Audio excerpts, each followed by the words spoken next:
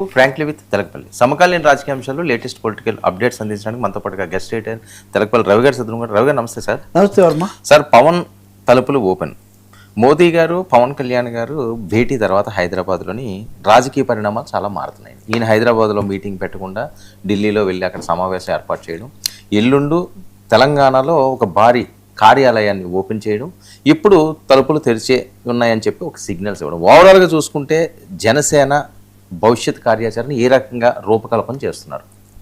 ఖచ్చితంగా దూకుడు చాలా ఎక్కువగా పెంచుతున్నాడు. ఇది నేను అప్పుడప్పుడు మీకు చెప్తూ ఉన్నాను. ఎందుకంటే మామూలుగా ఏదో ఇంకా తెలుగుదేశానికి అనుసరించి ఉంటుంది, కూటమిలో ఒక పార్టీగా ఉంటుందన్న పరిస్థితి నుంచి మార్పు.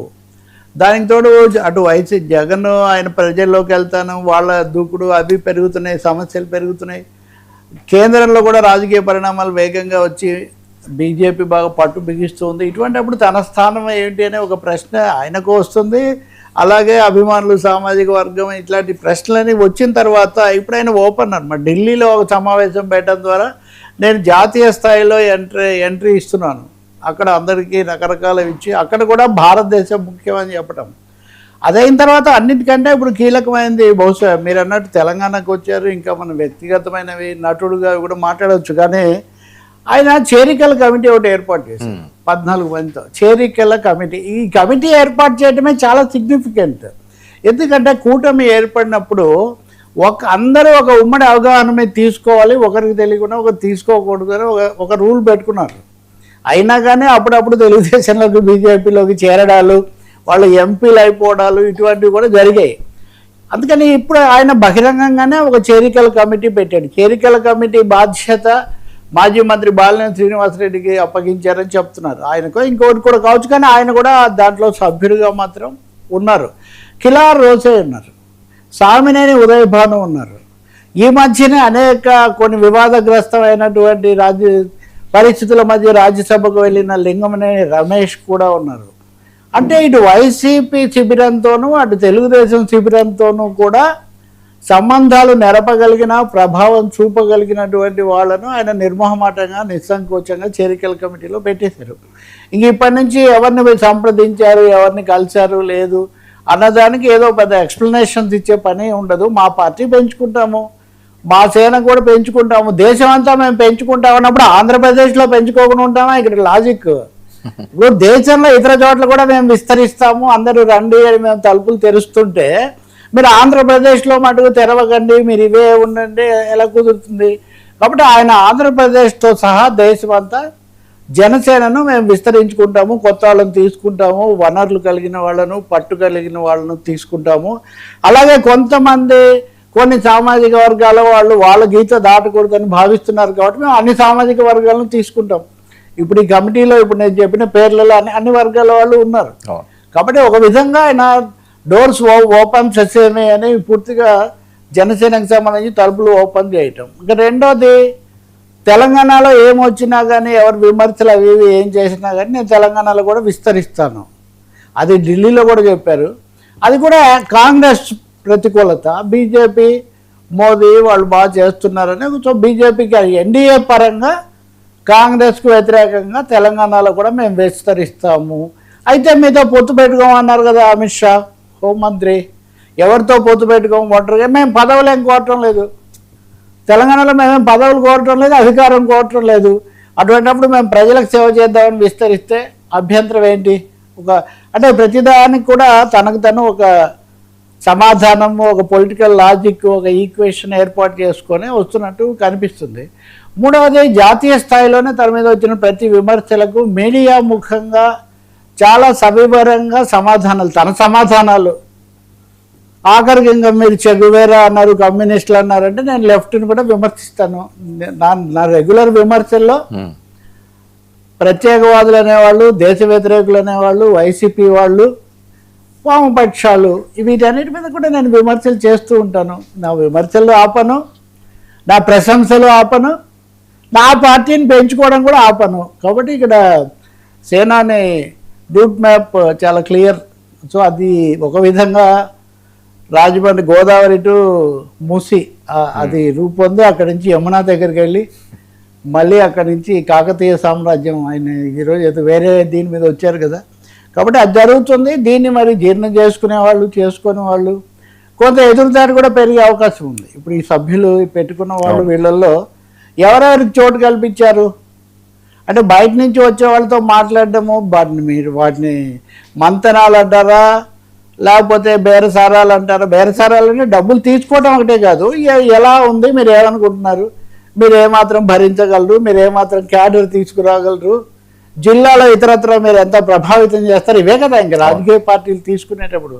సో ఈ బాధ్యత వేరే వాళ్ళకి అప్పగించుతున్నప్పుడు అది కూడా అంటే ఒక విధంగా పార్టీలో వచ్చే రియాక్షన్, బయట నుంచి వచ్చే దాడిని కూడా తట్టుకుంటూ తన అనుకున్నట్టుగా ఇక నా మాటే శాసనం అని శివగామి అన్నట్టుగా ఆ బాహుబలి ఫార్ములా తీసుకున్నట్టే కనిపిస్తుంది ఇక్కడ స్పష్టంగా. తెలంగాణలో కొంతమంది ఆకర్షణగా ఉండి ఇంతకుముందు రాలేదు, ఇప్పుడు ఒకటి ఉంది.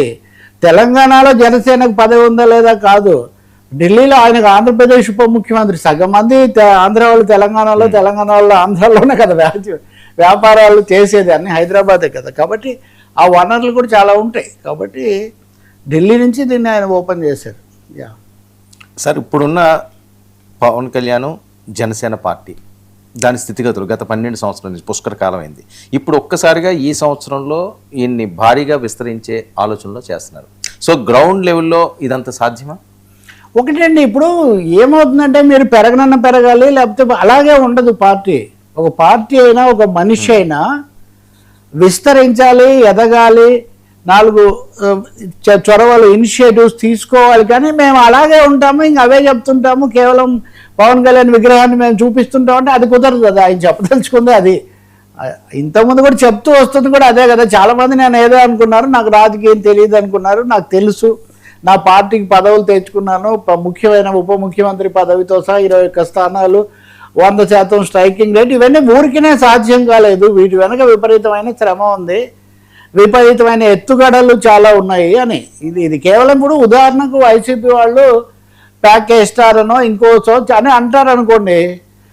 ప్యాకేజ్ ఇస్తే తీసుకోవడానికి చాలామంది సిద్ధంగా ఉంటారు కదా. వాళ్ళందరికీ సీట్లు, వాళ్ళందరికీ విజయాలు సమకూరుతాయా?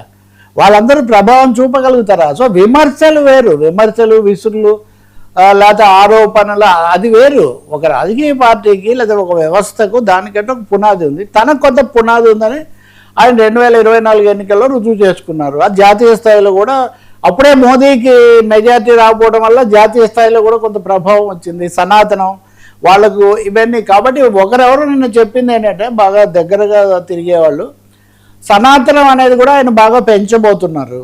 జాతీయవాదం, సనాతనం అనే రెండింటి ద్వారా ఉత్తర భారతంలో కూడా ఆయన బీజేపీకి ఒక అంబాసిడర్ లాగా, అంటే సనాతనవాదానికి ఒక ప్రచారకుడుగా ఆయన ఉపయోగపడతారు. తద్వారా బీజేపీ నాయకత్వం ఎన్డీఏ కూటమిలో ఆయన ప్రాధాన్యత కూడా పెంచుకుంటారు. కొత్తగా మొదట వచ్చిన తారలు, నటీమణులు తప్ప ఇంకెవరు రాలా బీజేపీలోకి, ఆ మొదట్లో వచ్చిన వాళ్ళు తప్ప. సో వాళ్ళు దక్షిణ భారతం నుంచి ఎవరన్నా స్టార్ కావాలి మాకని అనుకుంటున్నప్పుడు ఆ స్టార్ రజనీకాంత్ రాలేదు, విజయ్ ట్రై చేసిన విజయ్ రాలేదు, చిరంజీవిని అమిత్ షా పిలిచారు స్వయంగా. చిరంజీవిని రాలేనని నేను రాజకీయాలు వదిలేస్తానని చెప్పారు. జూనియర్ ఎన్టీఆర్ను కలుసుకొని అంటే ఆయన రాలేదు. సో ఇప్పుడు నా పార్టీ నాకే ఉంటుంది, కానీ నేను పూర్తిగా మీకంటే ఎక్కువ పొగుడుతున్నా కదా మోదీని, మీకంటే ఎక్కువ జాతీయవాదం, మీకంటే ఎక్కువ సనాతనవాదం అన్నప్పుడు బీజేపీ కూడా తనను ఓన్ చేసుకునే ఒక పరిస్థితిని కల్పించాలి.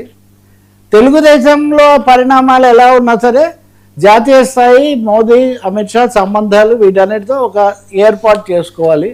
మూడవది ఇక్కడ తనకున్న పట్టు, తనకున్న అధికార స్థానం, తనకున్న సంబంధాలు వీటిని ఆధారం చేసుకొని తన దగ్గరికి రావాలని కోరుకుంటున్నా తను తీసుకొని వాళ్ళను. ఇప్పుడే ఎందుకు తీసుకోవాలి అంటే ఇది మిడ్వే, ఎన్నికలు 2 ఏళ్ళు అయిపోయి ఇంకా 2 ఏళ్ళు ఉన్నప్పుడు, ఇప్పుడు వైసీపీలో మథనం ప్రారంభం అవుతున్నప్పుడు, అలాగే లోకేష్కు కనుక ఆయన మొన్నే ఒప్పేసుకున్నట్టు లోకేష్ వారసత్వంతో పేచీ లేదని, లోకేష్ కనుక తెలుగుదేశం తరుణ ముఖ్యమంత్రి ఇంకా కీలక స్థానాల్లోకి వస్తే కనుక అప్పుడు జరిగేటటువంటి పరివర్తనను కూడా తట్టుకోవడానికి ఇన్నిటి రీత్యా ఆయన ఈ ఓపెన్ అంటున్నారు. నిజానికి అవకాశాలు ఓపెన్ చేసుకుంటున్నాడు కొంతమందికి ఓపెన్ చేయడంతో పాటు తన పార్టీ భవిష్యత్ విస్తరణకు అవకాశాలు ఓపెన్ చేసుకుంటున్నాడు.